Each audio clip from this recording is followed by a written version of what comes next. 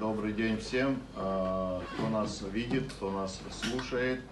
Сегодня в этом зале мы собрались, представители разных партий, организаций, с одной целью, чтобы ознакомить наших слушателей, наших зрителей с происходящими событиями. Вызывает возмущение, как идет вообще и предвыборный процесс, поведение отдельного кандидата в президенты. Вот эти вопросы мы сегодня хотим с вами обсудить, озвучить наше мнение, наши мысли по этому поводу. Поэтому первое слово я хочу представить Тимуру Лёсиковичу Гулия. Он начнет наш сегодняшний брифинг. Добрый день, уважаемые друзья, все, кто нас слушает и видит. Впервые в нашей истории Абхазии так явно и подчеркнуто выделяют кандидата от власти. От власти, которая своим антинародным инициативами довела страну до политического кризиса. Данный кандидат в соответствии с законами Республики Абхазия на период предвыборной кампании лишается всех полномочий и перестает быть лицом, который имеет право вести переговоры от имени государства и народа Абхазии.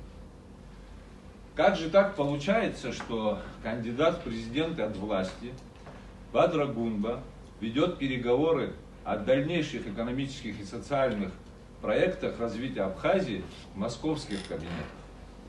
Согласно Конституции Республики Абхазия, представлять государство и народ имеет право только законно избранный президент. Считаю, что подобные действия Бадры Гунба показывают слабость его позиции в предвыборной кампании внутри Абхазии. Дефицит доверия абхазского народа кандидат от власти и его команда пытаются компенсировать поддержкой извне. Такой подход разрушительный и ведет к очередному политическому кризису.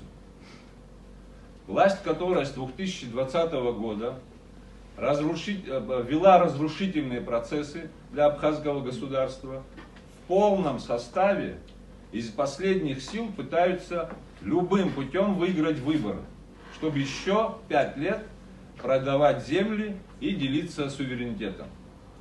Абхазский народ не допустит возврату к прошлому, а изберет дорогу к строительству абхазского государства, где народ является хозяином страны. Наш многонациональный народ Абхазии достоин иметь право выбирать свое будущее самостоятельно.